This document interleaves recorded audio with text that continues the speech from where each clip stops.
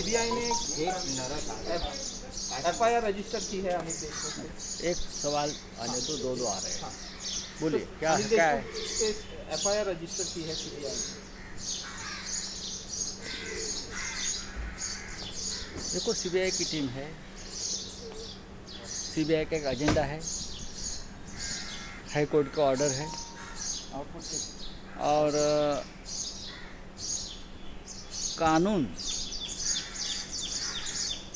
से ऊपर कोई नहीं। मुझे लगता है जो कार्रवाई अब सीबीआई ने की है उसके ऊपर अभी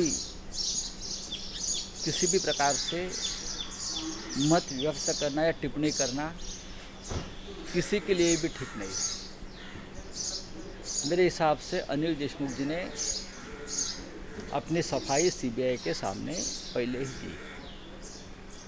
अब जो प्राइमरी रिपोर्ट जाना है हाईकोर्ट के पास, जो देना है वो दे देंगे, बाद में हम देख लेंगे क्या करना है।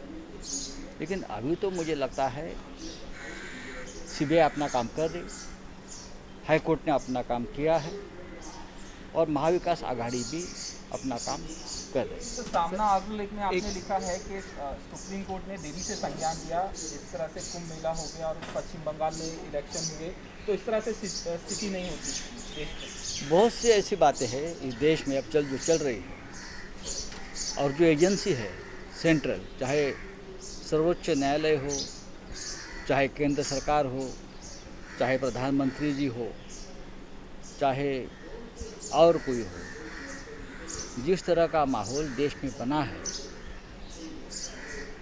देश की राजधानी में जहां हमारे प्रेसिडेंट राष्ट्रपति है, जहां हमारे प्रधानमंत्री है, जहां पूरा देश का कारोबार चलता है, जहां देश पर जो संकट आता है उसे लड़ने की प्रेरणा हमें देश के राजधानी से मिलती है, चाहे वो संकट मानव निर्मित हो, चाहे नेशनल कैलेमिटी हो। सर, मराठीत सांगाल आणि लेकिन जिस तरह से कोरोना के बारे में जो अराजकता फैली है पूरे देश में, उसे नरक नहीं कहे तो क्या कहे। सिर्फ गंगाराम अस्पताल में 24 घंटे में ऑक्सीजन का दबाव कम होने से 25 लोग मारे जाते हैं। और भी बहुत सी बातें हैं, लोगों को बेड नहीं है, लोगों को ऑक्सीजन नहीं है, लोगों को वेंटिलेटर्स नहीं है। ये स्थिति को ही हम नरक बोलते हैं। इसीलिए तो हमने कहा कि देश की जनता नरक यातना भुगत रही है। सर, मराठीत सांगाल आणि देशमुखांना नरकाची जी कल्पना आहे, स्वर्ग आणि नरकाची, यापेक्षा वेगळी नसावी असं मला वाटतं। इतक्या मोठ्या महान देशामध्ये आज आरोग्यविषयक अराजकता निर्माण झालेली आहे। सर्वोच्च न्यायालयानं त्याचा उल्लेख आरोग्यविषयक आणीबाणी म्हणजे अराजकता आहे।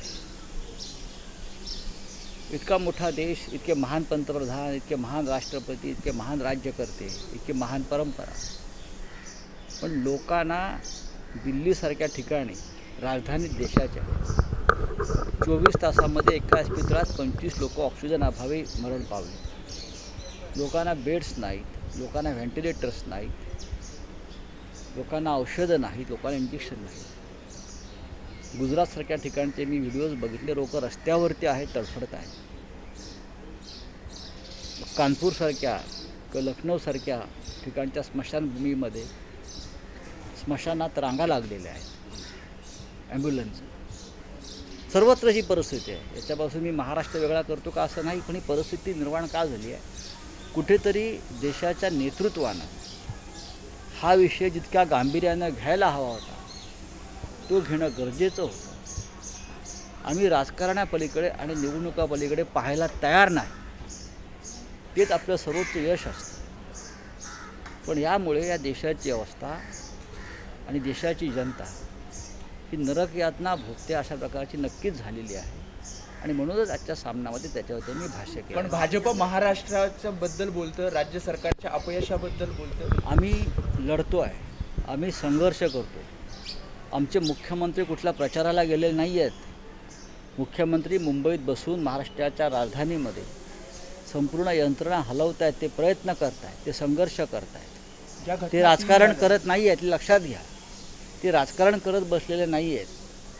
ते प्रत्येक नागरिकाला आणि ज्याला ज्याला गरज आहे सुविधांची, त्या प्रत्येकाला सुविधा द्यायचा ते कसोशीनं प्रयत्न करतात. रामचंद्र गुहाजींनी जे वक्तव्य केलं त्याला तुम्ही कशा पद्धतीने हे ठीक आहे, रामचंद्र गुहा जे एक विशेष तज्ज्ञ आहेत, त्यांनी त्यांची भूमिका मांडली. त्या मी राजकीय काही बोलणार नाही. अनिल देशमुखांबद्दल आता पण FIR दाखल झालेली आहे. का CBIला हायकोर्टाने काही सूचना केलेल्या आहेत.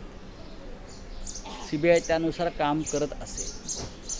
पण मला असं वाटतं की याच्यामध्ये राजकीय सूडबुद्धीचा प्रकार नसावा, अजूनही मी असं मानतो. पण जर काही अजेंडा असेल राजकीय या सगळ्यामागे, तर महाविकास आघाडी म्हणून आम्ही या सगळ्याच्या संदर्भात एक भूमिका नक्कीच घेऊ. लक्ष विचलित करण्याचा हा केंद्राचा प्रश्न वाटतो. खरं म्हणजे या सगळ्या गोष्टी काही काळ थांबवायला हव्या देशभरामध्ये. जसं पश्चिम बंगालमध्ये कोळशाच्या खाणीवरून काही धाडी सुरू असतील, निवडणुका सुरू आहेत, कोविड आहे. महाराष्ट्रात हे असे काही प्रकार सुरू आहेत, इतर ठिकाणी सुरू आहेत. किमान 1 किंवा 2 महिने ED, CBI, इन्कम टॅक्स यांनी आपापलं राजकारण थोडं थांबवावं, केंद्राने सूचना द्याव्यात. कारण प्रत्येकाला आता कोविडशी लढण्याची गरज आहे. सूडबुद्धीने केलं जातं सगळं. याच्यावरती पाहू आता आमचे मुख्यमंत्री किंवा सरकारचे इतर लोक काय बोल, मी असं सांगणार नाही. हायकोर्टाच्या आदेशाने हे सुरू असेल, पण ते हायकोर्टाच्या आदेशापुरतं मर्यादित राहावं. कोविशिल्डचा दर 600 रुपये येते, परदेशामध्ये 300 रुपये. याच्यावरती देशाच्या आरोग्यमंत्र्यांनी मत व्यक्त केलं पाहिजे. देशाच्या आरोग्यमंत्र्यांनी ह्याच्यावरती भूमिका स्पष्ट केली पाहिजे की आमच्या देशामध्ये आम्हाला वणवण फिरावं लागतं लसीसाठी आणि आमची लस इथं स्वस्तामध्ये मिळते. तर कारण काय? ते प्रधानमंत्री, आरोग्यमंत्री या सगळ्यांनी ह्याच्यावरती मत व्यक्त करावं. थँक्यू.